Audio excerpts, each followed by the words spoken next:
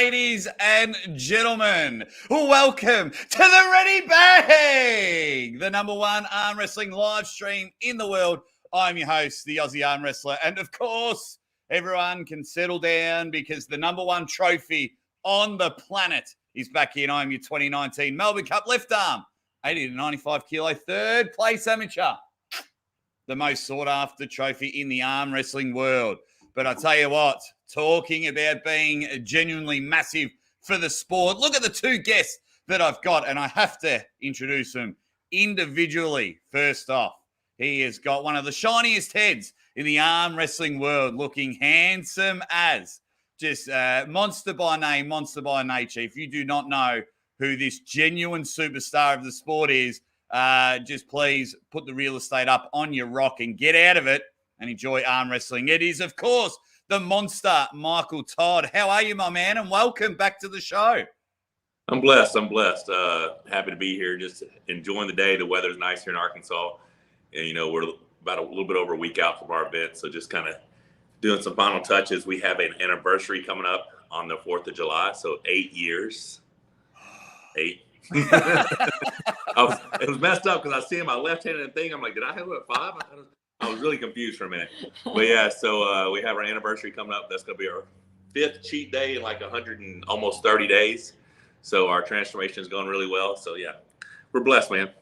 It really has been your 5th cheat day in like 180 days. I reckon I've had 2 cheats this morning. And it's 9:30 here in Melbourne.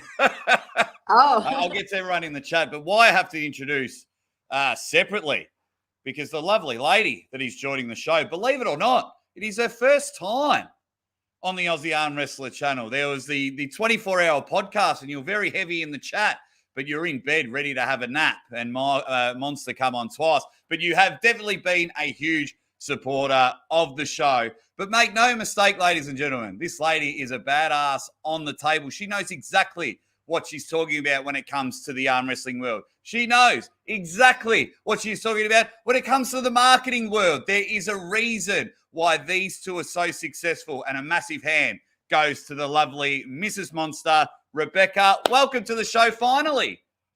That was huge. I actually just want to save that as a clip to get me going every morning. That along with your Ready Bang, I think that would actually, that would work out for me well. That'll wake you up. Yeah, that's my motivation right there. Yeah. Absolutely. But first of all, before we get into it, can I just congratulate you both on your ongoing success? You are just a handful, a tennis ball throw away from the silver button when it comes to YouTube. And for those that don't know, that's when you hit 100,000 subscribers. 100,000 subscribers. Are you guys going to eat dinner when YouTube send you that silver button? You got to eat dinner on the button. Okay, so when we hit the 100,000, we will not have dinner because I suspect that'll be between now and our 6-month transformation finale, and we only have so many scheduled cheat meals. But once the thing comes in the mail, which I think it's a couple months later, I'm sure we'll celebrate that. The thing is, we're just super blessed to have the support that we have. But we're trying to come up with something special to do for our followers, for our subscribers. That's what we want to focus on, because this isn't about, of course, a certain amount is what we have done, but it's about the support that we've received. I'm a trophy whore, and I want the silver button. So that's what that comes down to. But yeah, we obviously want to do something cool once we hit that 100,000 mark. But yeah, it's been a fun, interesting ride thus far. I do believe the best is yet to come. What's crazy is we started Facebook November of last year at around 7,000 followers, and we've already crossed 130-something thousand on Facebook. So that one's grown very fast, right? The YouTube, it's really picked up a lot in the last month. I don't know if it's because of it's the Devon match. Well, we have done a lot of talk about predictions of Devon match, stuff like that. My results video that we just put out, it's got us like close to 600 new subscribers. People are just invested in the arm wrestling world, and although that match did not go the way some people had planned, it did great things for the sport because it got people excited. It absolutely did. It gave everybody something to focus and draw attention on and to talk about. Which was fantastic, not just for King of the Table and Devon and Levon. It was fantastic for the entire community. So Oh, 100%. I certainly milked everything for it, and it was a great discussion point, and everyone wanted to talk about it every single day, and I was certainly one of those lunatics that wanted to. And we'll get to King of the Table a bit later on, but we'll just quickly say hi to some people in the chat. King Hoddle says, "G'day, Aussie Arm Wrestler and guests." Oh, don't label them as guests. These two are very important in the arm wrestling world, but thank you, King Hoddle. Devon's Forearm has just jumped in, and he says, "What's up, everyone?" Aussie Arm Wrestler, Monster Michael Todd, and Rebecca. Everyone just jumping in with a bit of a ready bang. Phil Woody, who's a genuine superstar, he's just thrown in a quick super sticker. Levan Gasparini's like, "Ready bang, can't wait for next weekend." And don't worry, I am pumped for next weekend, which we're about to dive into. The Drew 24 said, Monster Michael Todd said something about wearing bikinis at 100K subs. And when we did I really say that? Well, I think it was for me, like to arm wrestle in him. And the thing is, you definitely look good enough to do it. The thing is that when he said that, I was so far from like donning a bikini for anybody. So it's kind of good that it slowed down for a bit. That the growth slowed down a bit before we get ready for that bikini shot. Yeah. Yeah, it's close. Funny. It's close. Yeah. Billy Berg's got nothing but love for you guys. Love the monsters. They are a huge inspiration. And of course, Phil Woody just sharing, because not only is there the Monster Michael Todd channel, but Rebecca has her own, and the journey is fantastic. And clearly, if you subscribe to my channel, you are to Rebecca. But if you're not, make sure you get over there and do the right thing. Because as you can see, guys, they're just genuinely fun people, and everyone in the chat. On that note, I just wanted to let everybody know. So we have just hired a professional videographer that just started with us this week and has filmed some footage of Michael, some footage of myself. It's going to be edited and put up on each of our channels. So we're looking to bring another layer of quality, just for the viewer experience. And I'm excited to see what they do with it. Oh, it's going to be ridiculous. Everyone giving a ready bang. We'll get near to the end of the show, guys. We'll hit up some questions and things like that. But here we go. We can't. We have I have to call it a premium live event next weekend, because it's not a pay-per-view. You guys sat there and just went, let's have some crazy pills for breakfast. You have decided to break the mold. We started going in this trajectory of pay-per-views. You guys had a very successful, I don't know the numbers, just for a bit of context, guys, but it appeared very successful, your first pay-per-view factory. What happened? Why are we going live, and why are we going free for the general public, which I think millions will thank you for? Okay, well, number one, what I realized is, there are several layers to this, right? So when you have a pay-per-view, first of all, the number of people that are exposed, our pay-per-view was the main card. The undercard was live and free for everybody. The undercard was far more viewed, right, than the main card was, because the main card was pay-per-view initially. Now they're both like just done great because they were both released, right? But initially, so those athletes that were on the main card had far less exposure to begin with. So I didn't feel like it was really fair to them. We wanted to get their names out there. So how do we do that? And then the other part of that is our main sponsors, or I guess I should say our partners. Our 2022 brand partners. Redcon One and Nine Line and McHenry Excavation. They really only had reels and stuff put in to the main card, right? So it's not, they just didn't get as good of exposure as they could have as well. And what you also want to remember is the undercard was not only on Monster Michael Todd, Facebook, and YouTube. The undercard was also ran on Redcon One's Facebook, Kai Green's Facebook and YouTube. Nine Line. So the undercard got all this initial exposure, right? I mean, you're talking about, there was an audience of a possible 10 million. 10 million. Well, yeah, well, Kai Green alone. Through all of those different platforms. Okay, well, first of all, we love the sport. We want people to become more aware of the athletes in it. How are you going to do that? More exposure. Well, if you take away that barrier of having to pay for it and make it accessible to everyone, free, and it's run on all of those platforms, plus we've picked up several more platforms, and I'll let Michael talk about that, then that's huge for our athletes. You're talking about other fitness platforms that are going to be having this run live simultaneously.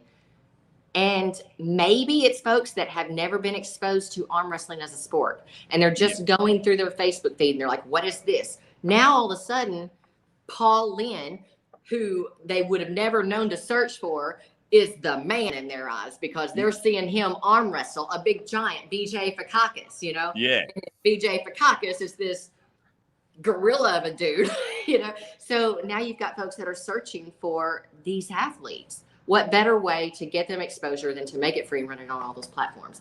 And the people that are helping us to do it free, where they sponsored the event, we cannot do commercials because that's against YouTube's platform, but you can do integrations.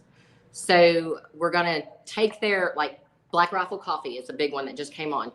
We got Black Rifle Coffee product that everybody's going to have. You'll see an integration with Black Rifle Coffee. So we're now giving them exposure on all of these platforms as well. And it's going to help to pay for the event, pay for the athletes, and continue to bring more free Monster. Well, once we realized that we could do that integration aspect to, you know, with, it changed everything. With the, you know, what we had, the platforms that we had, and the platform as far as like you're using right now, StreamYard, you know, we didn't realize we could do all this stuff. Once we realized we could do it, it just made more sense. And because I'm gonna be honest, now part of it does come down to financial. And if you're trying to pay for this entire event through pay-per-views, it's not you are stressed until the end of that event. Yeah, because you're hoping people, you know, enough people buy it so you don't lose your ass, right? Well, this way, your only stress comes up front, just going out and contacting enough people to see if they want to be a part of the show.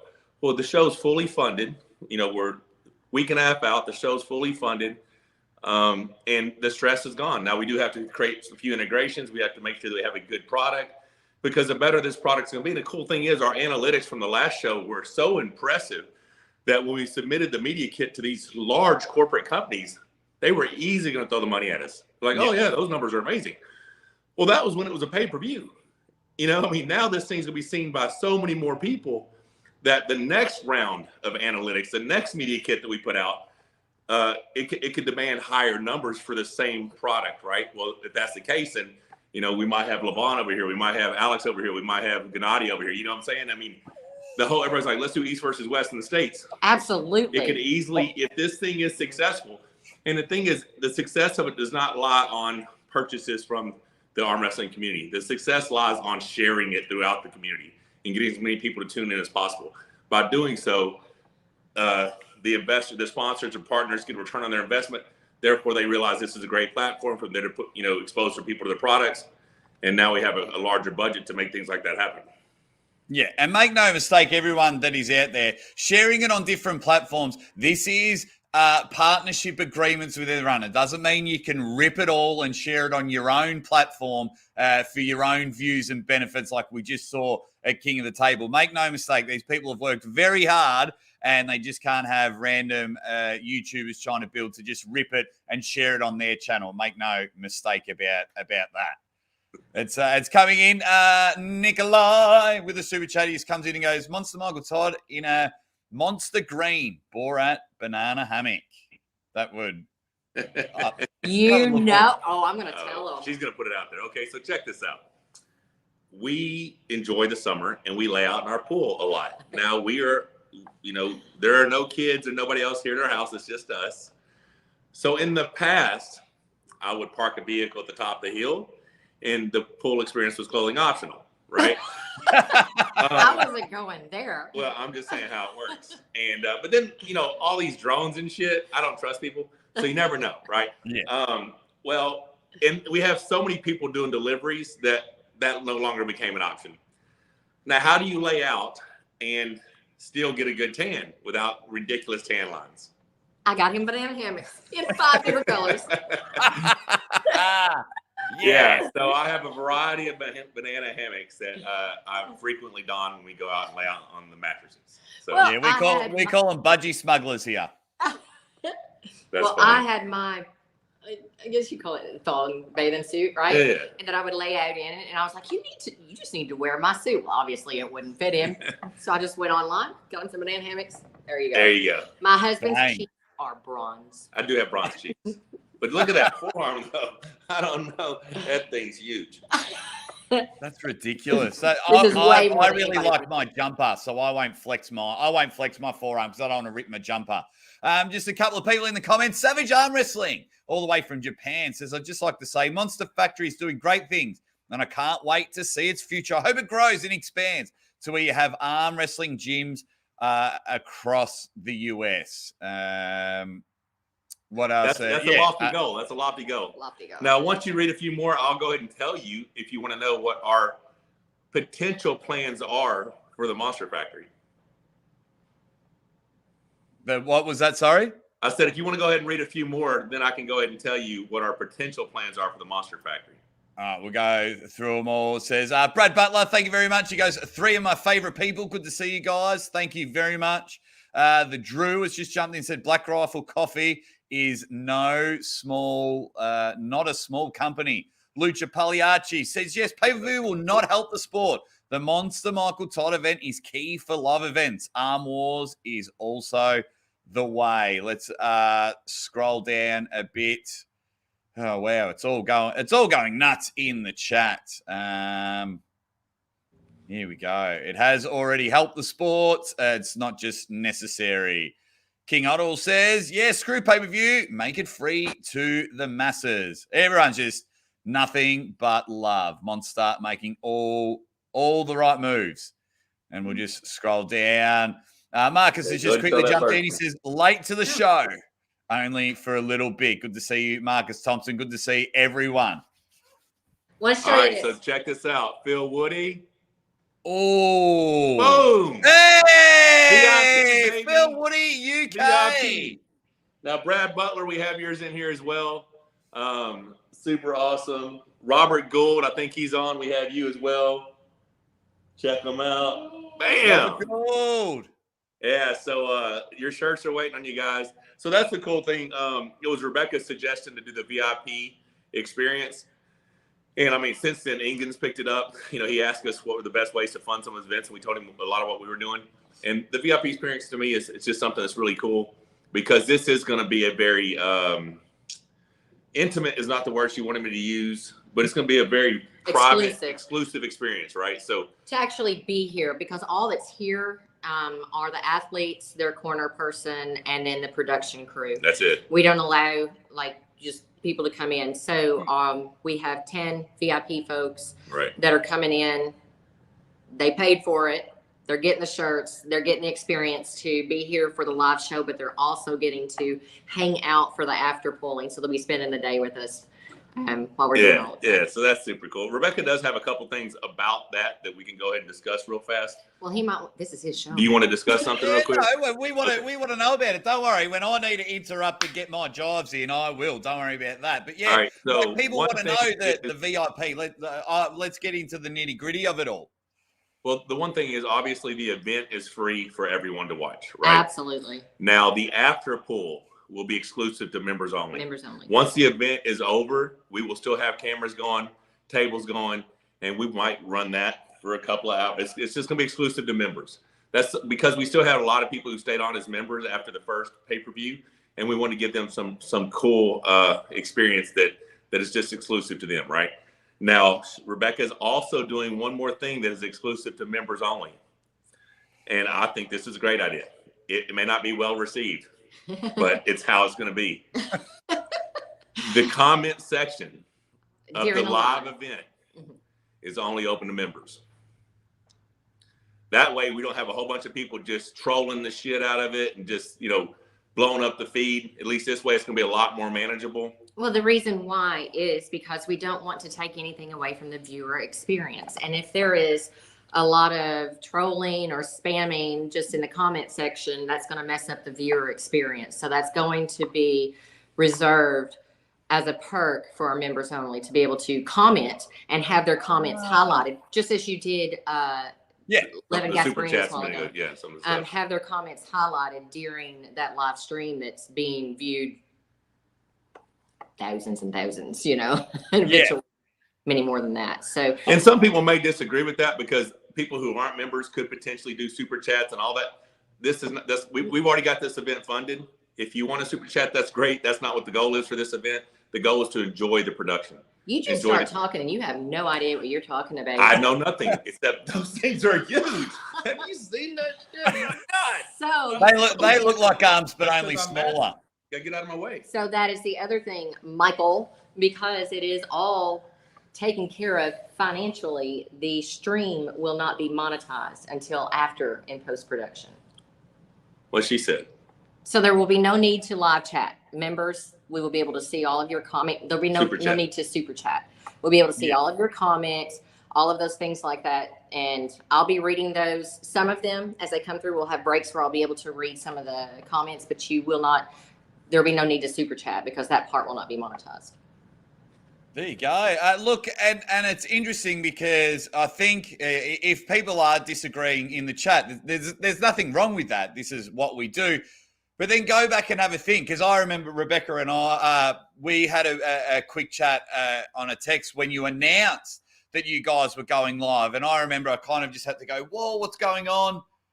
Okay, I'm shocked. Okay, I'm calmed down. And then after you stream, you're like, oh, what do you think of that? And I was just like, once I sit down and have a think about it, I was like, this is pretty cool. This is pretty cool. So, and like now, we're all quick to get in there. Some people like it, some people don't. But maybe go back and have a think, and we'll have we'll do a live during the week, and we'll have a chat about it. But if, like, on the weekend with King of the Table, I had 2,500 people watching. Just the commentary in the chat was going nuts, and I understand that you want to reward your members. So I get it. I definitely get it. I can't wait to participate in it, because I was one of those that stayed on. That's right. I'm awesome. Whatever. Stop bragging about me, guys. Yeah. But so Phil likes it. I think, well, Phil, you're going to be there. So make sure my comments get highlighted, mate, because you'll be there. But I'm going to go ahead and tell you one thing that gives me great joy. Don't do it. I have to do it. Don't do it. It gives me so much joy. Please. That is not fair. Don't do it. It's one of my highlights of my day every day. No, don't do it. But I can't tell you now. Because I'm protecting him from dickisms. He's got dickisms, guys. I know that all of you do. Every guy has got their dickisms that just, when you do something, you're just doing it just because you want to be a dick for a minute. Well, he does that, and I just don't need him to. This is me filtering you. It's so much fun. I'm going to have to tell you privately then. Yeah, we'll have a quick chat afterwards. Great joy. So joyful. Just a super from anyway.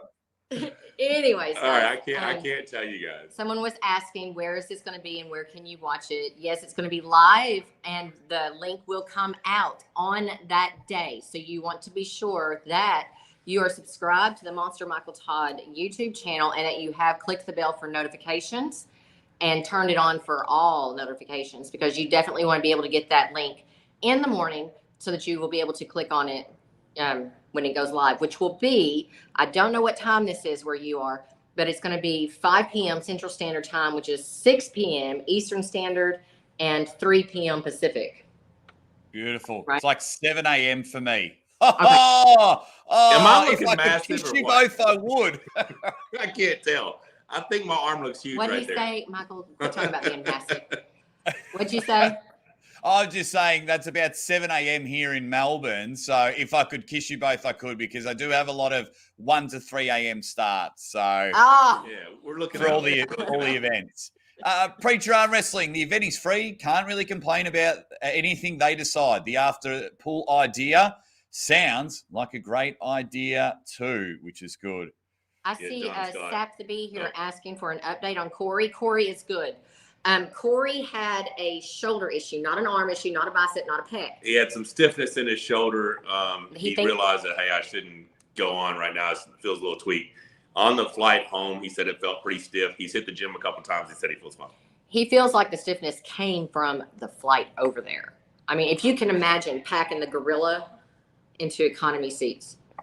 It would be very hard, but I've got Corey on my notes. Let me run the show, Rebecca. I've got Corey on my notes. We're going to get to Corey later. We're out. All right. Well, before you get to run your show, no. Potential plans for the Monster Factory. All right. Potential plans. Okay, so here's the long-term goal, right? If this thing does kick off like the possibility is, we currently have a 2,000 square foot facility. As you can see, McHenry Excavating has done a lot of stuff around the house. We have the track. We have some extra land we're about to have here. Well, my original plan, when we moved here, the guy that built the house was a pro beach volleyball player. So we had 2 pro beach volleyball courts out front. Ended up having the world's largest sandbox for our grandkids because we didn't play volleyball, right? And I was going to put this obstacle course all the way around the track. Well, then I realized, I'm like, dude, let's just get this volleyball court out of here. The netting's kind of old. We don't play volleyball. Let's just clean this up. So we went ahead and cleaned all that up, took everything down, and now we're going to put up a 30 by 100. I have a 90 by 100 pad. 30 foot by 100 is going to be a pretty extensive obstacle course with cargo net, pegboard, salmon ladder, pull-up stations, balance beam, hurdles, swinging rings, just all kinds of stuff, right? It's going to be kind of a military / CrossFit style sprint obstacle course. Well, my original plan before we built this was to put a big building out there and build a gym out there and then connect the house to the gym with an in-ground pool and make it all super cool. Well, because I was wanting to run a business out of it, I had to get a different business license. The city wasn't going to allow me to do it, so that's when I did this addition. Rebecca's like, this is a long-ass story. But this is what you get for asking me to be on your damn show. So he could never get to the point. No. Can we have the Cliff Notes? Cliff Notes. So now I'm looking, if it works out, sometime in 2023. 2023, guys. We will be building the Monster Factory Training and Event Center. Right out here. 6,000 square foot total. We will have 1,000 of that will be a 3-car garage, and then a pool house because we're going to connect the house with the in-ground pool. Full kitchen, 3 bedrooms, which will house 2 sets of bunk beds each, and we'll be able to house 12 people here at once. Not counting the pool house. Someone say reality show. Did someone say reality show? I've been screaming for this all the time since I've started in the arm wrestling world. We need people like the Ultimate Fighter style type reality show. Yeah, if we choose to do that, we will have the facility to do it, right? So leaving that, we'll still have a 3,600 square foot space that's going to be completely CrossFit gym, our gym, but I will have a stage set up all the time. There'll always be a stage set up, the banner, the backdrop, and the full backdrop, and all the brand partners logos, bolted down arm wrestling table. And whenever it's time to have an event, we just come in and put folding chairs up, and we will have a full event center right out there. This is amazing. This is amazing. Oh, do you know how much fun it would be? So just imagine when we have these events, if they were to come in for a week, just in the house, mealtime, dinner time, playing some pool or whatever the hell it is that you guys do. Jumping in the pool. I don't know. Run obstacle. Just a lot of fun stuff. And I think that it would really do a lot to bring awareness and interest among people that are not already following arm wrestling. Oh, it's going to be amazing. And with the Aussie Arm Wrestler hosting the reality show, it just makes sense. I get it now. Amazing. That's kind of perfect, right? There you go. So it's definitely this is not just some pipe dream. Rebecca's so funny because every time I say I'm going to do something, I find a way to get it funded. When I built this new addition, this extra 1,000 square foot here, Rebecca's like, our gym is fine. We don't need to build an additional gym. You don't need to do that. And I told her, I said, I'm going to find a way to fund the new gym. I built a new gym. She's like, the new gym's amazing, you know. And then last year I was like, we're gonna go on tour for 6 months. We're gonna get all of everything funded. You know, I was blessed enough to be able to do that. So right now it's just about finding the right partners, the right funding, people who share our vision. But the potential is definitely there for something very special. And it won't always just be we bring in people for arm wrestling competitions. Having that space, we'll be able to bring in a variety of people to come in and do collaborations. I mean, imagine having 5 or 6 top influencers here, and we're just filming crazy contests and challenges out there in the gym. You know, there's a lot of potential. So we're truly blessed to even be in the position that we are right now, to where that could potentially be a very real reality. So we're just very thankful for all the support that we have. We are getting to live our best life. And I do catch a lot of shit. Some of the stuff that bothers me is about me being with Rebecca has such a big part of what it is I do. I mean, well, she's my best friend. You know, I choose this life. I choose to live life with my best friend. I choose to share my life experience with her. I also have another goal for 2023, but I am not putting that out there yet. We'll hold on to that. Whoa. While you tell Michael off, Rebecca, I'll just get through some of these chats. And of course, Marcus Thompson, one of the biggest supporters in the arm wrestling world, with a massive, massive super chat. He says, I heard super chat. Good luck with the event, Rebecca and Michael. Yeah, that's Thank you very much. Super chat. Thank you, Marcus. Marcus, you're a beast. He is. In it live. Has he done a sticker? Let me just double check. Well, let me just tell you who In It Live is. In It Live is going to be their production for this next show. There we go. Thank you, In It. Working directly with Rebecca to show us what's possible. And Damon from Nine Line to show us what's possible with a professional production company. So he contacted me, and he's came down to the house as recently as a couple weeks ago to kind of see if we share the same vision in regards to what we want to do. And he could be a very integral part of some of the stuff we have moving forward. So beautiful. Thank you very much, and thank you for the support you're doing for the Monsters. And speaking of best friends, well, my best friend is in the chat, Mrs. Aussie Arm Wrestler Jess Warden. She says, Marcus, you're a legend. It says, I hear John and the gang at Ennet are going to do an amazing broadcast. What else have we got here? And, well, according to it all, it's going to be amazing. Phil Woody UK, thank you very much. He goes, you guys are the best. Can't wait. All packed. Phil Woody just becoming Phil is going to be staying here a few days, but we're going to the UK. So Rebecca has wanted to go to the UK and do a tour for a while. Phil met us in Turkey. We got to sit down and ask him to help organize this tour of the UK. And he has put together something extremely special for us. 2 weeks. 2 weeks. Stonehenge, Scotland, London, so much amazing stuff that I have not got to have the proper correspondence with him since he's put all this work in. So we're excited to spend some time with him when he comes down here for the event next weekend. But yeah, so the tour, we will have dates and all that stuff to announce shortly in regards to where we're going to be. I know there's going to be a seminar. There's going to be some other stuff. I'll be collabing with Lauren Chalet, Eddie Hall. We'll be doing a lot of cool stuff while we're there. But yeah, we're super excited about that. We'll get to some collaborations a bit later. We still haven't even talked about any of the matches. We'll get through some of these chats. Savage Arm Wrestling, you dead set legend. He goes, wait, are you creating the Devon Dream Arm Wrestling camp? I don't know anything about that. Who's this guy you speak of? Never heard of him. Yeah, I've never heard of it. This is something that we want to do for a very long time. Like I said, I'm not looking to create houses all across the United States and do all that stuff. I just love arm wrestling, and I find it a hell of a lot easier to do the shit at my house. Yeah, that's what it comes down to. Like, if I don't have to fly to you, then that works out for me. So we'll just bring everybody here. And we have a home here in Hot Springs, not our home, but a friend's home, and they had a wrestling team that they were sponsoring, and they had 12 built in. When we talk about these bunk beds that they have built in, quit it. 12 built-in bunk beds, and each of these bunk beds had their own curtain, had their own TV, had their own headsets. I'm like, I'm doing that. Ever since she saw that, give me a reason. She's like, I'm doing it. We have to do that. Yeah. We have to build that, you know. So this guy, he's been very successful in business, and he owns several different sporting teams. Like it's wrestling and softball, and basically what it was is whatever his kids did, he built those fields and courts at their house, right? So the dude was a spectacular, awesome guy. but we went and toured that house, and that's what it was. We're like, oh my God, we got to duplicate that. So that's amazing. Rebecca, if you see any comments that you want up on the screen to talk about, you just let me know and we'll get to it.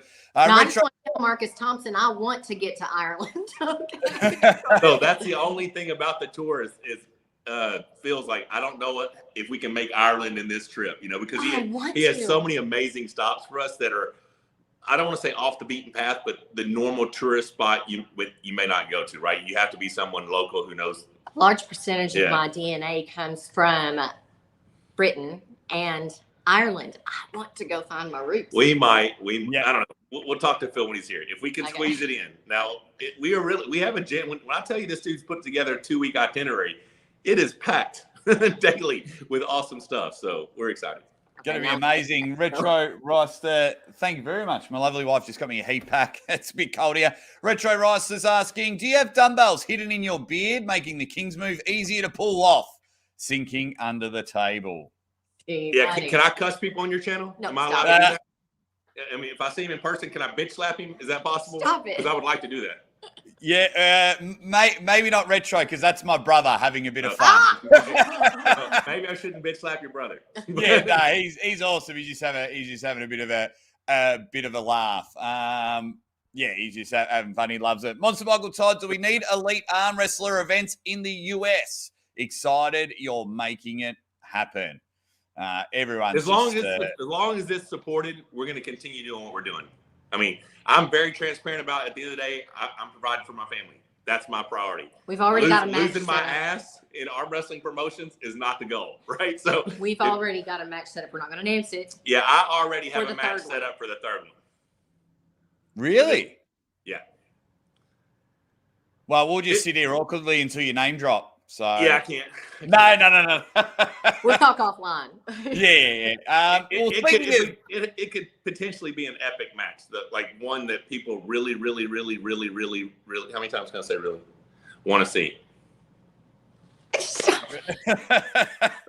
Well, speaking of amazing matches, we've got amazing matches happening at the Monster Premium Live event. I can't say Monster Pay-Per-View because once again, it is free, which is amazing. Why did you decide Toddzilla was the right opponent for you now? I needed a chump. I'm just kidding. No, he's asked for me for a while, right? He's wanted the match, and I feel like it's a good contrast of styles. I think it's a match that people want to see. Never in my wildest dreams did I think there'd be enough people out there who had lacked arm wrestling knowledge that would make me the underdog. But hey, whatever, you know what I'm saying? But yeah, so I'm excited about it. Todd's a good dude. I think we're gonna have a lot of fun. But yeah, it made sense. I mean, it's either gonna be Dave Chaffee or him. If you look at the United States rankings, like, you got Devin in North America, then me, then Dave, then Todd, and because Jerry's been inactive. He's got a match coming up now, but it was either going to be Todd or Dave Chaffee, and I've never pulled Todd. So Todd's who I called. And Todd's in scintillating form. He's in, ridiculous astronomical form. So definitely excited for that one. Guys, get your predictions in the chat. Don't be a dick about it, but get your predictions in the chat. Who you think's going to win between Monster Michael Todd and Toddzilla? Or if you're not too sure, just say, I think Todd wins, and that will help. And everyone will get in there. Now, is it a 4-match main card? So we have the main card, we have the undercard, right? Yeah. But really, it's all just one card because it's all free. But it is a 4-match main card, and the difference is between the undercard matches and the main card matches. Main card matches are compensated for being here, right? They wear Monster Factory arm wrestling shirts. They are part of the premium card. The undercard matches are not guys who are less qualified, less established, less accomplished. They're just people that have the opportunity and freedom to go get their own sponsor, right? So they get to wear whatever shirt they want. Their corner person gets to wear whatever shirt they want. So in some instances, the guy who hustles more may get paid more than the guy on the main card, right? Yeah. Because I contact all the guys. I'm like, hey, this is my offer. Do you accept? And if they say, yes, great, you're part of the card, boom, boom. The other people that are on the card, I'm blessed to have these guys. Bless. I think we have some epic matches that are going to go down, right? and super thankful to have that. The interest that has been shown to want to be involved in these I want to say events, matches, whatever, has been spectacular. Well, like I can't include everyone, but I try to register them for the next one. I'm like, okay, don't be sure to hit me back up for the next one. This card's full. But, you know, and there's just a lot of guys out there who want to step up or want to. And so, it's so funny because I went on tour last year and people are like, oh, you lost to people that they're nobodies. I'm like, no, they just don't have a social media channel. You just don't know them. I mean, every single practice I went to, most every practice had a national world champ in the practice somewhere. You know what I mean? So like I pulled 3,000 matches in 5 months. And those, they just didn't have social medias. Well, they see that we have a big platform. They see that we're getting a lot of views. And like, hey, I see that this is the new wave and this is the new direction arm wrestling is going. I'd like to get my name out there. Could I please be involved in your next card? And that's pretty much just how it's going. And we'd love to have everybody. Yeah, I mean, you can't pay for everyone. Also, like at the end of the day, you guys are running a business and you're a family, and you guys have to eat as well. Like, so of course you would love to pay for everyone and give them 5-star hotels and the works. But I think if you are on the undercard and treat it like people when they go to Arm Wars and treat it as a unique, amazing opportunity to launch your brand, you know, and take the first steps to becoming the next monster brand. I think it's brilliant. I think everyone that's on the undercard are going to be very grateful. They're going to be, they're going to come. I mean, my man at the last undercard, the Strawberry Cough, the Chicken Man, Joel Cagle, love that guy. He's awesome, isn't he? Yeah, I was very impressed for him to beat Ryan like that. He had never done that. Ryan had the winning record. I was shocked. But Joel showed up that day and he looked amazing. He can't be at this one because there's an event probably an hour away on the same day that he'll be at helping host that event, so he won't be able to be at this one. It's a tournament, right? Yeah, it's a big tournament that they're doing. So unfortunately, he won't get to be here. But that was just the only day. My schedule's so full. This was the only date that I could do an event like this. That's why our next one, I'm going to go ahead and give you the date for the next one. Most likely, Monster Factory 3 will be December 17th. December 17th. I'll throw me pen in excitement. I got to write that one down. December 17th, right before my birthday. Beautiful. What an early birthday present. Thank you very much. I absolutely love that. We'll just quickly, it says here, Jeremy Humble, he says, not hate, what's the lane for Levan when Devon's form you said was the greatest, and he clearly was leveled more than Levan. Looking great, monsters. The injury. Okay, I don't understand the question. What was this? Yeah. Hey, what's the lane for Levan when Devon's form you said was the greatest, and he clearly was leveled? You need to apologize to Retro Reister. Sorry, Retro. Was just riffing with Michael. I'm easily triggered.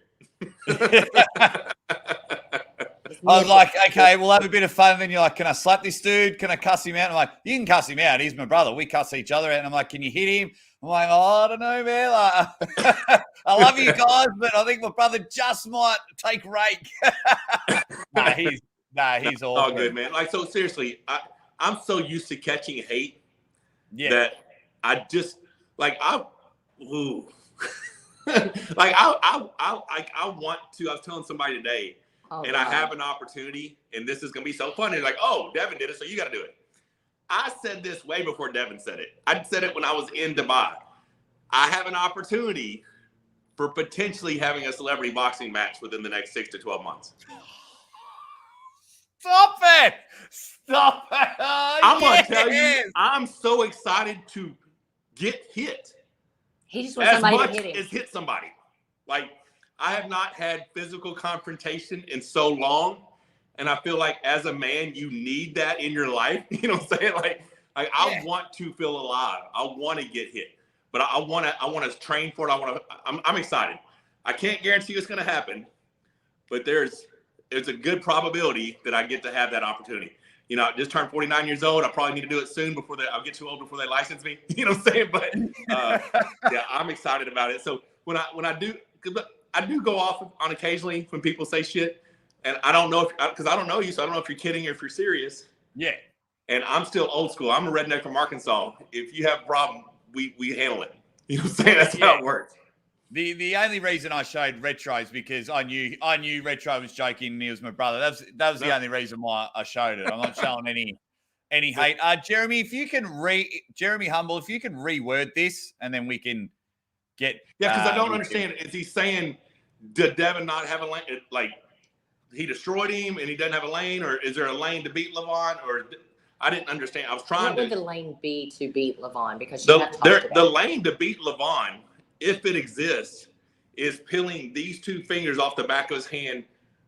So you don't want to go straight to the strap. Which we saw. The whole going straight to the strap is the problem because you don't get any fatigue in his hand.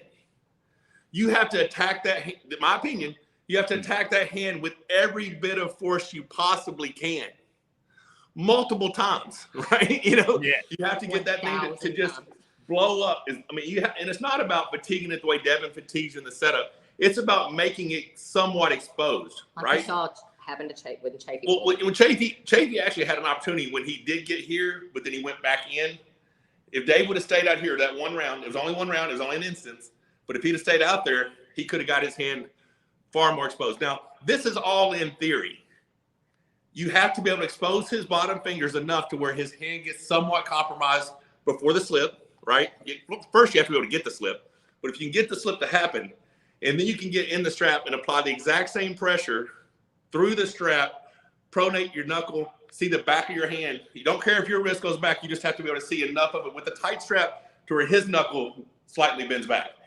And at that point, the hope is his sheer mass is so much that his forearms just feel full of blood. That's the hope. We're hoping that his endurance sucks and that his forearm feels so full of blood that now he is compromised and he is half the man he was before the match started. Then we have a chance. Yeah, because we don't know that's what he's it. In my opinion, that's the only lane. You can never go toward him. We saw Devin after his injury try to go toward him. You have to be the stronger person to go towards somebody when they have that much back pressure and that much hand. Yeah. He was never the stronger person, so that route was never going to be open, right? The only lane that could possibly open was to expose his hand, wrist, forearm, bicep with back pressure. And Levon has tremendous back pressure. He may have the strongest hand and wrist the sport's ever seen. So all these things are very complicated to do. You just got to find the exact lane, the right moment, and you got to be able to capitalize on it. So you have to have a perfect performance and hope that he fatigues at some point. Yeah, and a perfect performance still might not even work against someone as strong as Levon. Just quickly, Macho Man Arm Wrestling Channel says Yo-Yo, Aussie, Monster, and Rebecca. Now, Macho Man is involved in wrestling, which takes us to our first game. Ladies and gentlemen, welcome to Who Did It Better? What I need you to do is I'm going to show you some footage, and I need the chat, and ultimately, Rebecca, you get the final word. We're going to play a game of Who Did It Better. So I'm going to show you some footage at the moment, and as we see, Monster Michael Todd, we'll watch the replay again. He comes in with a massive clothesline. We're going to get that in slow motion. As I pause it right there, we have seen it. We have seen Monster Michael Todd do a clothesline. I'm going to show you someone else, and you tell me who did it better. Bang! Right there. We'll show it one more time. Let's see if the chat can figure out who that sexy blonde-haired spiky man is. All right, you just had a better guy working with you is all it was. I can't say you did a better job necessarily. I say your co-worker may have done a better job than mine. Well, let's see them side by side, Michael, and we'll let the who did the better clothesline? Okay, so your clothesline might be slightly better, but my celebration afterwards far exceeds yours. You look pretty white.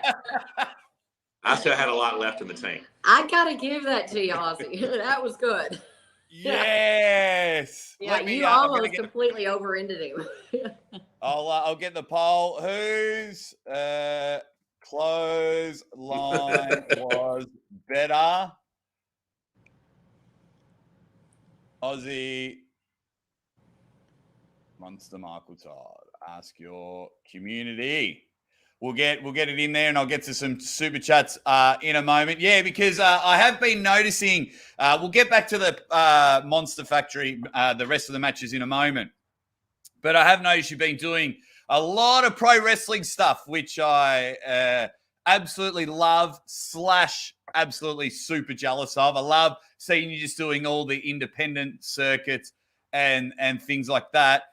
All your collaborations that have been happening have just been unreal, and people that follow the channel closely know I was a pro wrestler back in the day. So what is someone approaching you for the pro wrestling stuff, or have you got friends? How's this little bits and pieces? I saw you with Brian Cage the other day. It was just awesome. Yeah, so we're blessed to have the partnerships that we have, and some of the collaborations that we've done. I've had interest shown in me participating in a few wrestling events, right? One could be enormous. There is potential for something to be huge, like fill out a 25,000 person arena big. Possibly. Like AEW big. I'm really, really big. You know what I'm saying? So that's a possibility. But the other stuff is Redcon 1 has a good relationship. Like Brian Cage is also a Redcon 1 athlete. So he and I just show up at FitCons together.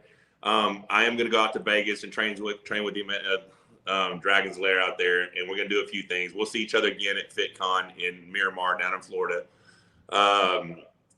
But also Redcon 1 Gym in Nashville is partnered with CCW, which is a smaller independent wrestling show. And that's where you just saw that footage from. I will be going back to do another wrestling event where I believe I have more of a actual match, not just the arm wrestling portion. So part of it was I was approached by a big time famous wrestler earlier this year, right before we started our physical transformation. And he's the one that hit me up with the possibility of something huge, right? So I thought, well, we're going to do this physical transformation. I'm going to get the best shape of my life. If I'm going to be in front of 25,000 people, this body's going to look right, you know? Yeah. So that was one of those driving factors. Are you going to wear those wrestling panties? Well, you already got me banana hammock. But there we go. So, yes. Yeah. Who knows?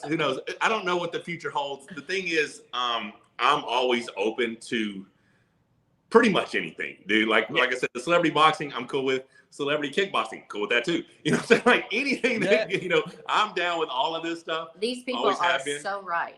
Y'all, he cannot keep the spoilers, okay?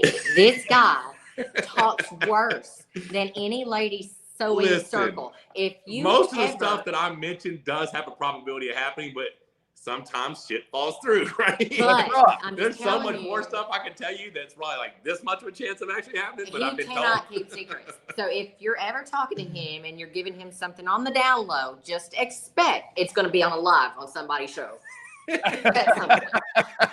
I'm the lucky one today. Travis Newsom comes in and he goes, question for Big Monster. So I assume that's you, Rebecca, because your shoulders are looking way better than Michael's at the moment. Do you feel any remorse for being the end of Toddzilla's win streak? None whatsoever. Like I said, Todd, it's not going to affect Todd at all by losing to me. No one's going to say anything derogatory towards him. They're still going to love when he loses to me. They're still going to love him. They're still going to think he's amazing. They're still going to think he's a giant killer.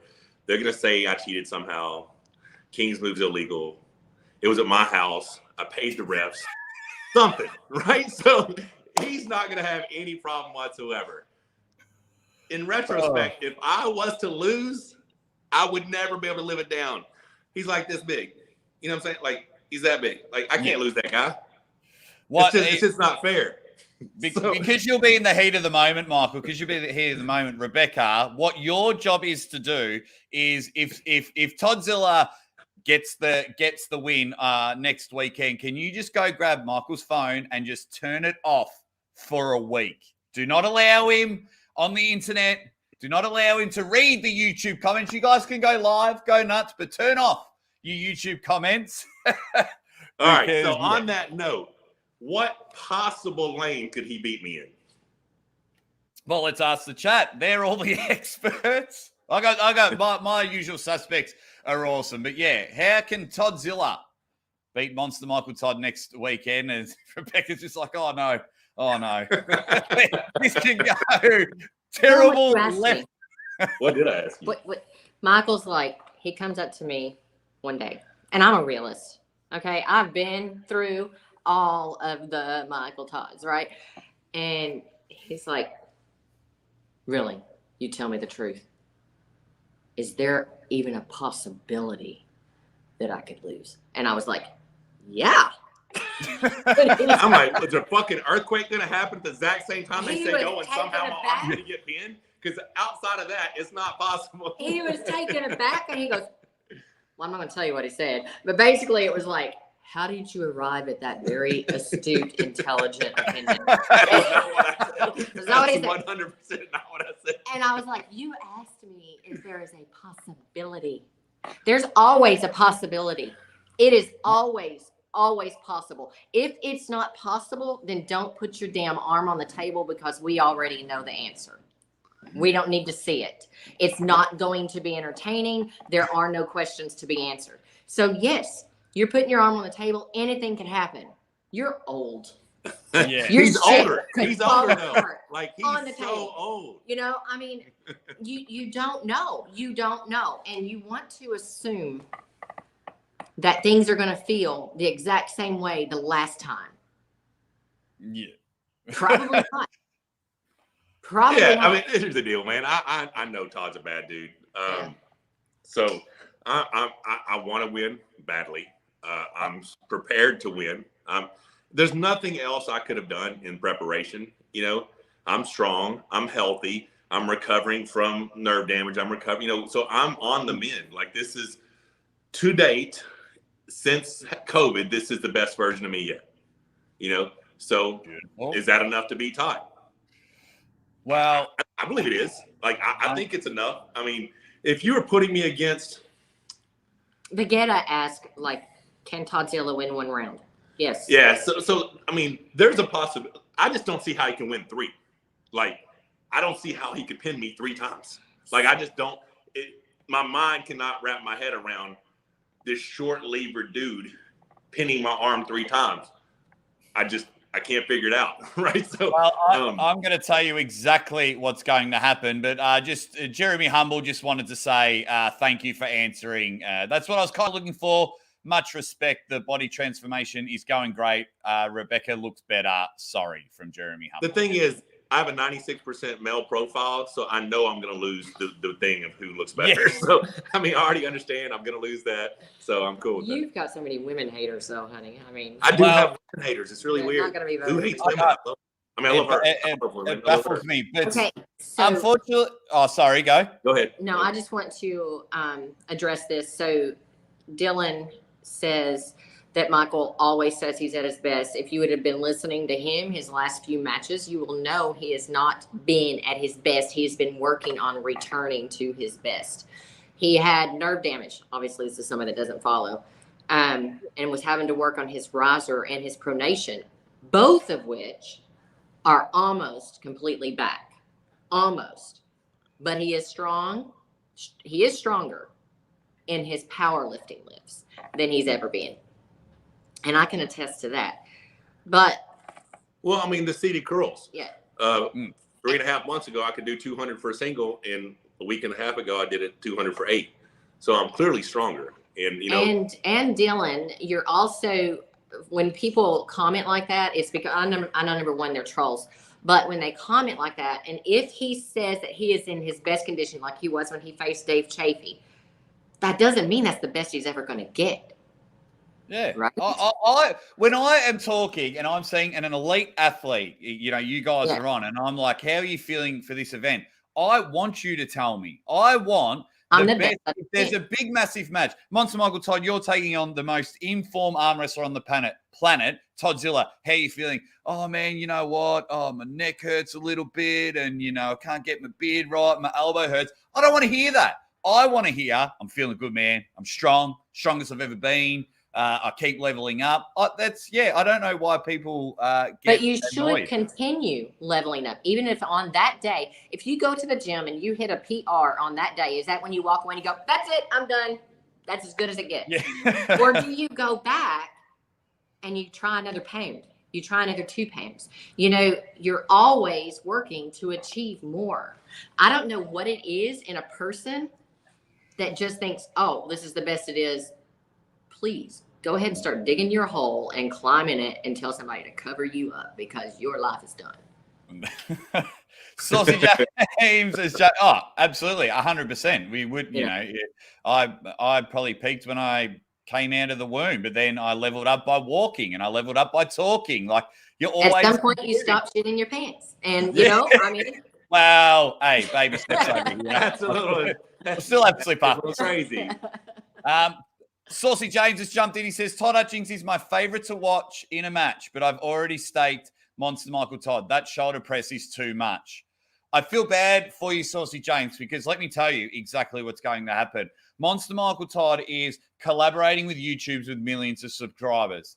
But what he's doing is as we saw before, he's getting involved in other people's sports, including pro wrestling. So what's going to happen is the wrestler that he just clotheslined during the match has actually bought a VIP package to the factory. So when they're mid-match, you're going to see a chair shot to Monster Michael Todd across the back, and then he's gone down, and then Toddzilla wins the match because Michael's back's out of whack from a chair shot, and Toddzilla wins the match. Oh, did you check that list?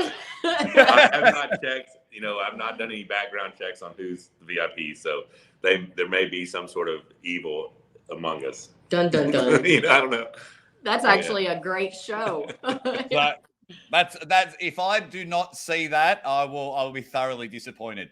Kevin Tamkai, thank you very much. He goes, after facing Rivas and practicing with Derek Smith, who does Monster Michael Todd see winning that match? Well, I got overconfident after round one. If you guys watch round one, I had a flawless performance. I did the game plan perfect against Rivas. And then for some reason, my dumb ass thought I could do it without a set grip, without a referee's grip. Because everyone told me, you're not going to like the strap set up unless you go to referee grips first. And Paul's telling me that. And Paul Lynn's yelling, referee's grip. He's like, go to referee's grip. I'm like, I feel really comfortable. So, I feel like in my heart, if I would have followed the game plan, I could have won all 3 rounds, just like I did round one. That's a very similar way to how I was pulling Derek when he was here. So if you go by round one, both guys feel very similar. If you go by rounds 2, 3, 4, Rivas has a much more complete game is what it appears. I don't know Derek to have a bent wrist press. Now, he may, if he comes 6 inches across the center of the table and they don't call the foul, he might have an amazing shoulder press then. But I mean, going by that, I think Rivas would be the favorite, and I think in most people's eyes, Rivas will be the favorite. If Derek can pull it off, it'll be a huge win. There you go. You've heard it there first. Now, with the event coming up next weekend, which I cannot wait. I cannot wait for. What are the chances of Rebecca getting back on the table? I know there was murmurs at the last one. There may have been, there might not have been. You were looking into it. For those that don't know, just look up Rebecca as an arm wrestler. Beast. How many national titles? She has 7 national titles. There you go. So, yeah. So I think Rebecca just might have a couple of knowledgeable things to say. Is there a reason why it's just not your thing? You're too busy. There's no competition. Please say there's no competition. That's not it. I can answer that if you want. She has horrible anxiety. She does not like being on the stage or being the center of attention. It has never worked out for her. Like every single day that she competes, she wakes up that morning and somehow I'm an asshole. It's my fault that she's competing. I'm like, but I have nothing to do with this. I'm the perfect husband as always. But somehow, oh my God, I'm an asshole, right? Would I like to see her compete? Sort of. But I also get afraid of her getting injured. Because who's going to cook my food?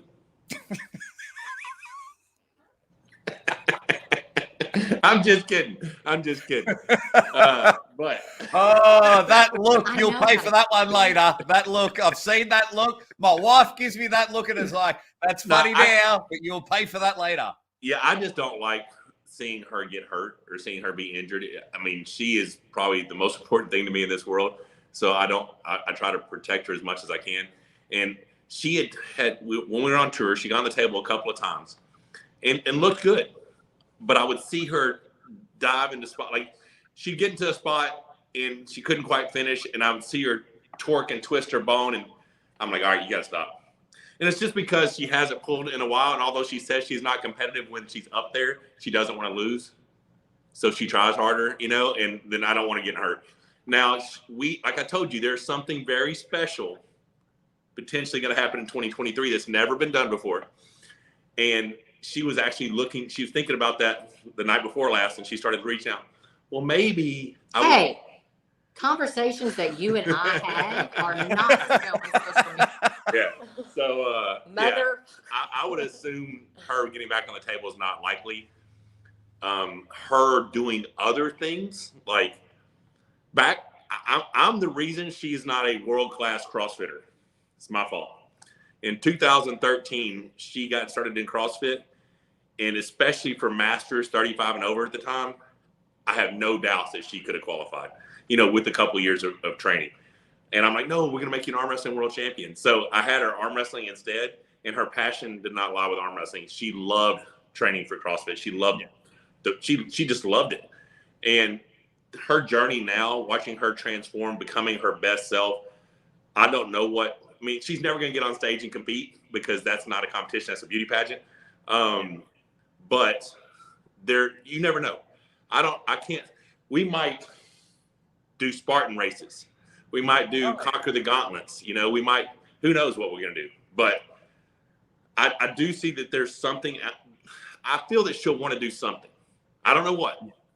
And it may just be better tomorrow than she was today. That may be the goal. You know, that may be the competition, competing with herself. But that's what it is right now. Savage Arm Wrestling had a great idea. He said, I'm going to be the one to deliver the chair shot to you. I think you're right on. Definitely not going to have an effect there. So anyhow, no, there's definitely great competition across the United States among women. There's not a lot in close spaces. So for women in the U.S., there are people that are trying to promote it and trying to build it. But I can tell you as a competitor to train and show up and no women be there to compete with, or there be one, it's just not worth the pain because there's a lot of pain in training for arm wrestling. There's a lot of pain involved in arm wrestling.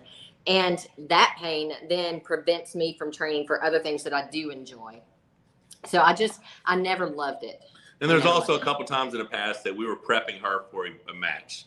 And then an opportunity would present itself for me that opportunity would take precedence over her match. Yeah. So then she'd been doing all this training and didn't even get to go compete because I had a match on the same day that paid us or whatever. And that got real old real fast. Yeah, well, that's all right. We'll just, okay, what we'll do, so everyone can see you compete, Rebecca. What we'll do is when I can finally get to the States, you and I will throw down in a thumb wrestle. So we don't have to train too hard. We can just be a little off center to the stage. We can just have a thumb wrestle, and then it's all going to be a little fun. Just quickly, because we're going a bit over time, guys, and I want to play my last game, but just quickly, we'll start with Rebecca. John versus Corey. What are your thoughts on that? Who do you think's going to win? Okay. I love the gorilla, and I know he has got the power and he has got the ability to win that match. I know he does. Now, my fear is that John just collected a lot of needed information. Watching him, he really gained a lot of knowledge because we talked to him. He told Michael, Corey did this, and I'm going to do this, and that concerns me. Well, what he said was, had Corey done this, I think he would have won. You know, And like I said, John Brzezinski's the most experienced arm wrestler out there. So and if there's someone who can pick apart a match, it's going to be him. Yeah. So you've got someone that is as knowledgeable as John. The table IQ is extremely high, right? I mean, he's the GOAT. Mm. And prior to this last match, I had Corey winning in a war. All right. Since this last match, and I'm really, Corey, I love you. I don't want to say this, but I'm really am afraid that it's going to go the GOAT's way. If Corey cannot just out horsepower him off the go, then John's going to find a way to win. That's just how it works. That's how we all believe it's going to happen. That's how I think Corey thinks it's going to happen. Now, does John possess the strength that it's going to take to knock Corey out of his lane? I don't know. I'm going to tell you this. Outside of Devin, John has not faced anyone as strong as Corey since he's on his comeback. There you go. I know that for a fact. Love it.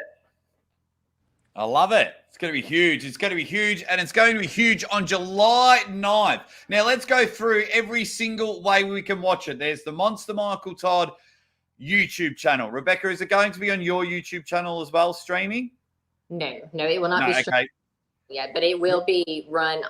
That actually is not a bad idea. Stop for a minute. So it's get some more subscribers to our channel. Michael, we have enough platforms it's going to be showing on. Okay, so subscribe to Monster Michael Todd. You will see it there, either on if you're following him on Facebook, his Facebook page, Monster Michael Todd, or on YouTube, Monster Michael Todd. Subscribe, click that bell for notifications. That is where you will see the live streams.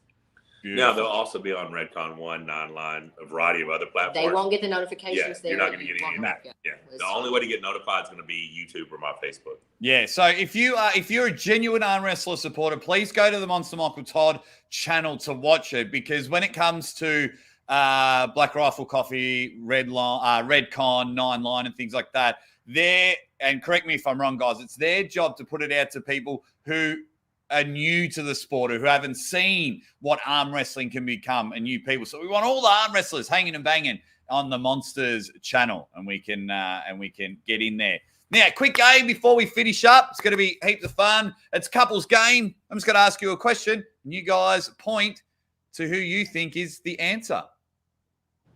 So, for example, if I say, who is the better cook?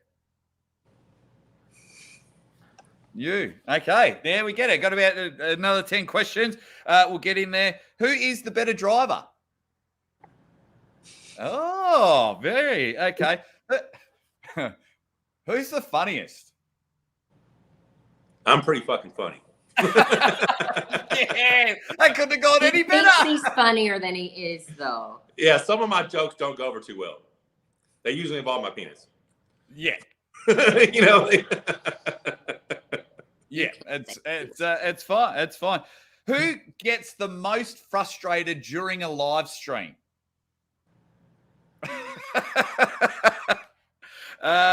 Who falls asleep? Who falls asleep first during a movie? Oh, I don't fall asleep. No, neither one of us do. No, neither one of us really fall asleep in movies. But if you want to, like, here's the deal. I'm not ready to go to sleep yet. As soon as the TV goes off, I'm out in like 30 seconds. You know? Yeah. Like, and she's like, honey, I'm tired. Let's go to sleep. And I'm like, I'm not ready to go to sleep yet. And then 30 seconds, I'm out. There we go. Who would be the most likely to make you late for a flight? Nah, liar. Oh! It's always her. Liar. So much her. I have started packing usually a week ahead of time. This guy waits until an hour after the alarm goes off to start packing. And then when we're supposed to be in the car, he's like, I think I need to clip my nails. And he goes out in the front yard and clips his nails. I'm in the car, stressing. Who won't share their meal? I will not share my meal. Oh, you buy it. Fighting off. Three more. Who loves Corey the most? I do. She does. I'm just kidding. who has the best death stare? Death stare? The best death stare. So like if Rebecca gives that look to Michael, you're like, oh, I'm in trouble. But if Michael fires back, whose is the most damaging? Her death stare to me is worse. Yeah. But she fears my death stare towards other people. Towards other people. Yeah. His death stare towards me doesn't scare me. I will kill. And this one was just actually for my curiosity. Who takes a Monster Michael Todd loss the hardest? Probably because we've witnessed it, and we're very grateful. Witnessed it on a live stream, like we spoke beforehand with the Gennady match, and I was like, "Damn!" Like Michael's hurt, and then I looked at Rebecca and I was like, "Damn!" Like so the Rebecca's loss affects me worse. My reaction to the loss affects her. The loss is irrelevant to her. It's just how I take the loss, which affects her. There you go. Okay. Yeah, very, very good answer. Very good answer. And hopefully your marriage stays together after playing the couples game. Guys, try and get in some questions, and both Rebecca and Michael will answer only one. They'll pick one question. I am going to tell you real quick the rest of the card, right? So the card is Don Underwood versus Devin Gagnaban. Cody Vanderweerd versus Dustin Hyatt. Yes. Darren Bills versus Tim Talmadge. That'd be good. Pablo left-handed versus Paul Talbot. Oh, yes. That was I couldn't find that. There was one match I know that was jumping out. I mean, then you got Bill Logsdon versus Bob Brown. Oh. Pablo versus Eric Gerlach. And at 242, Eric's the number 4 guy and Pablo's the number 5 guy. Deal is Eric's weighing 262. So he's 20 pounds outside of that weight class currently. And then we have Craig Touye versus Roger Cunningham. Yeah, can't wait for that one. That could steal the show. That could steal the show. It very well could. And then you got BJ Fakakis, Paul Lynn. And I brought both of those guys back because they both had very good performances. And obviously, Paul Lynn beating Ron Bath was spectacular. BJ beating Don Underwood was very impressive. And I like the idea of David and Goliath stories. And Don is commentating, someone's asked. Yeah, Don Underwood will be doing the commentating. So the layout and the format of which match comes first, I do not know. But the first 2 matches will be Tim Talmadge, Darren Bills, Don Underwood, Devin Gagnaban. I don't know which is first, but one has one of the referees in it and the other one has the commentator in it. So I'm assuming the referee match will probably be first. I'll have Josh Wood step in as a down ref, and Tim will be the first match, I believe. And then Woody would step up from the commentator table, go in there, he would pull Devin, and then return back to the table. But I think the referee needs to be the first match so that he can put on his referee apparel and be the ref for the rest of the event. There you go. There you go. It's going to be a huge card. I cannot wait for next weekend. I've cleared my calendar to ensure that I am watching the Monster Pay-Per-View Factory, and I'll be in the comments section because I'm still a member, which is good. I'm slowly becoming members of more channels because everyone supports me and I want to throw it back. And Z's guitar account with a big super chat. He says, please give some of my super chat to Mr. and Mrs. Monster for the events they put on. It's much appreciated. Do not worry about that. I will absolutely. Guys, Rebecca, you've kept an eye on the chat. Has there been any questions out there that have been fun to answer? Michael, I want you to answer this one by Dizzy Busy 88. Dizzy Busy. Now, what is your favorite match out of your entire career? Andre Pushkar 2012 January PAL Intercontinental Championship belt. There you go. Nice and quick. Short, sharp. It's definitely the most important match of my career, specifically because I was the reigning Remorse champ. He was the reigning WF champ, reigning PAL champ. And every single person said I would lose. Nobody. There was not a single poll that had me to win. There was one that had me 3-3 tie, but there was not a single poll that had me to win. And Igor and them contacted Neil and said, I got $1,000 that says Pushkar sweeps him 6-0. Neil called me. I said, take that bet, but tell him I'm winning 6-0. There you go. Yes. And he did. And that began one of your favorite, well, He was your benchmark. Yeah. That was a guy that losing Andre almost ended my arm wrestling career. Wow. Specifically because he was my benchmark. He was my reason for pushing myself as hard as I pushed myself. Andre Pushkar was someone who I knew that our story had a lot of chapters left. I felt like we would arm wrestle so many more times in our life. And for him to be taken from us so young, I started thinking, we're not promised tomorrow, right? And I'm taking all this time away from my family to dedicate to this sport that oftentimes the reward isn't there. You get criticized on social media for something you dedicated your life to that you did for basically free because there was no monetization, right? Yeah. I'm sacrificing all of this and life can be taken from you that easy.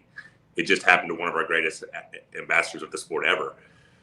So it took me a minute to realize the best thing I could do was to honor him by continuing competing, and up until COVID, I was on a pretty good streak, 17, 19 WAL champ, recognized by pretty much everyone as the best in North America, and arguably had a chance at that overall number one spot. And then, a year ago, lost to Devin. Fast forward, lose to, Gennady.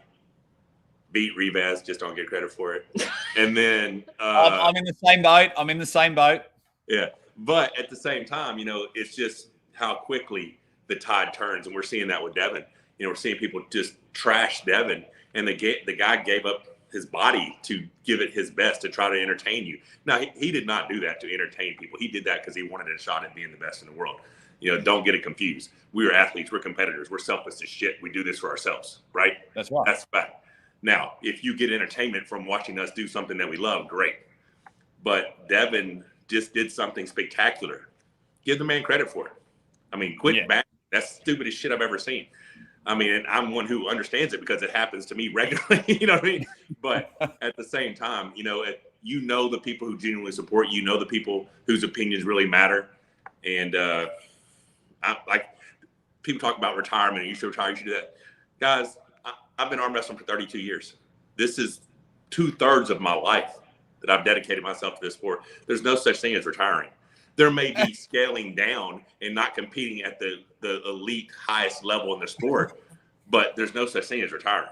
What I find funny is people saying you should retire. So when Rebecca and Michael were arguing on the way there, it's like, we should be a family holiday and things like that. It's like, babe, I've got to go do this tournament in front of 10 people and you've had to pay entry. Why would you retire when we're in the biggest peak of arm wrestling, when we're talking about pay-per-views and having people with millions of viewers as sponsorship? Why on earth we're a couple that pulled in front of 15 people at a fitness expo in a car park would retire at the peak of arm wrestling?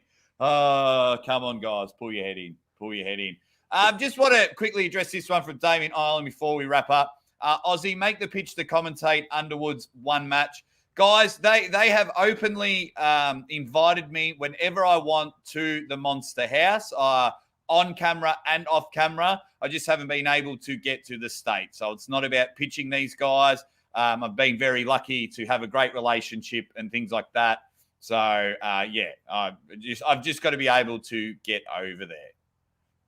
Always welcome. Rebecca's about to read something.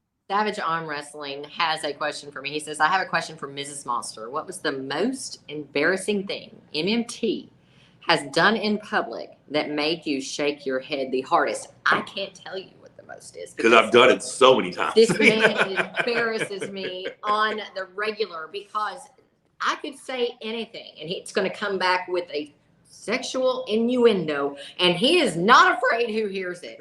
So the problem is sometimes they bite me in the ass because I think I'm going to be clever when I say some shit and it comes out wrong. Comes out really wrong. Yeah. You know what I'm saying? We have a lot of fun. So to answer that question, there's probably so many of those, but we oftentimes joke that our best content is when the camera's not running because 100%. We really do enjoy life. We were blessed to really get to spend life with each other being our best friend, and we have a lot of fun. And folks are on here, saying that we need to have you here. We would love to have you here.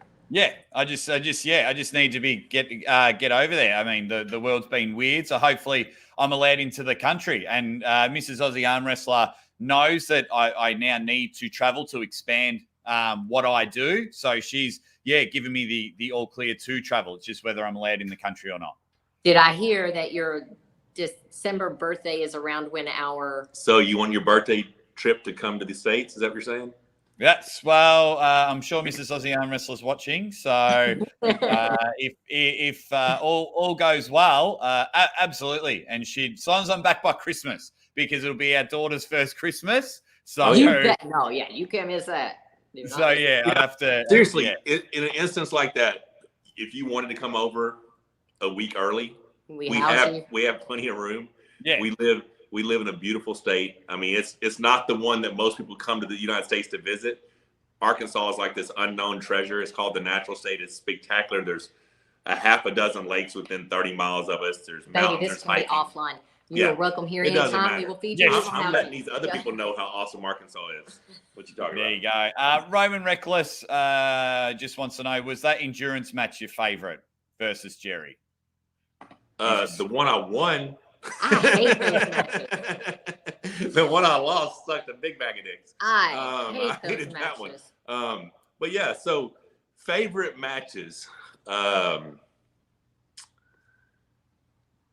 you do like wars. The Devin Laird 2018 WAL. Yeah. That was a match that it's my second most memorable. I said my most important match was the one versus Andre Pushkar. The next most important one was the match with Devin, because so many people had written me off because Devin had been the 225 champ, multiple years in a row. And they just assumed that since he's gone up to heavyweight that he's going to be the champ. I'm like, guys, I'm the champ in super heavyweight. This dude's the small guy champ.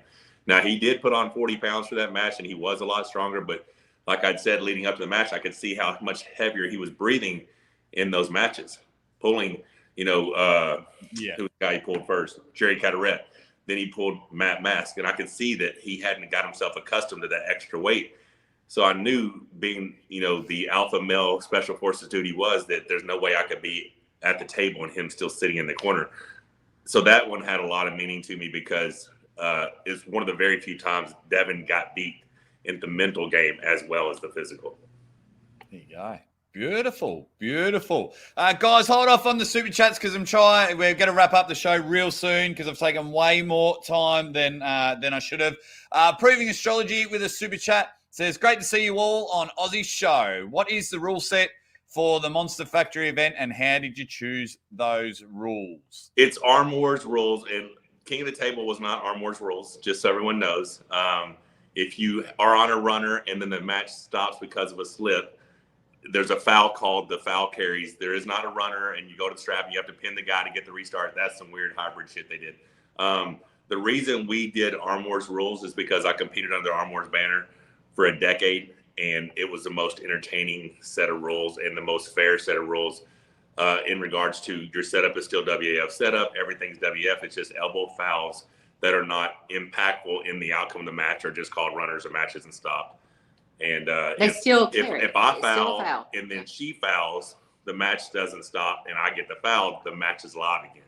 Because the whole reason the Arm Wars rule set is in existence was to make the match more entertaining, so we didn't see matches called and won and lost on fouls. Yeah. So to me, that's the most fair rule system. If you're looking for keeping the sport as close to its origin as possible, as well as making it, fan-friendly entertainment. Yeah, we need to once we find that true happy medium, we're off to the races and it'll be amazing. I mean, as long as I win, I don't care what the rules are. That's the happy medium I'm looking for. If it's not going your way the first couple of rounds, just go, I'm pulling rank here. We're changing the rules. And I go on ready and you go 10 minutes after. House rules, the host gets a 2-second head start. Devin's classy finger has just become a banger. Thank you very much. And speaking of thank you to the beautiful Mr. and Mrs. Monster for coming on the show. Guys, I always love catching up with you, and you guys have been so busy. I mean, clearly people that are subscribed to my channel are subscribed to your channel, but if you're not, head over there as soon as this is finished and subscribe, because in a week's time, we got 7-8 days. July, we're rocking and rolling because it's the 1st of July here. So I believe it's still the 30th of June over there. So next weekend, we can all agree on next weekend will be the free-for-all, the premium live event. This could be and probably will be a dead set game changer in the arm wrestling world. So make sure you get your popcorn ready, your drinks, your watch parties, do whatever you need to do to see some of the best arm wrestling matches in the greatest event that is going on, and only a fortnight after King of the Table. If we're not spoiled here, you better be bloody grateful for these two, for the effort that have put in. Guys, thank you so much for coming on the show. Our pleasure, man. Always a pleasure. Happy to support, happy to be here on the show. And now I'm optimistic about you actually coming and spending your birthday here in the States, so we'll see. That'll be amazing. Thanks heaps, everyone. I'm just going to end the live stream.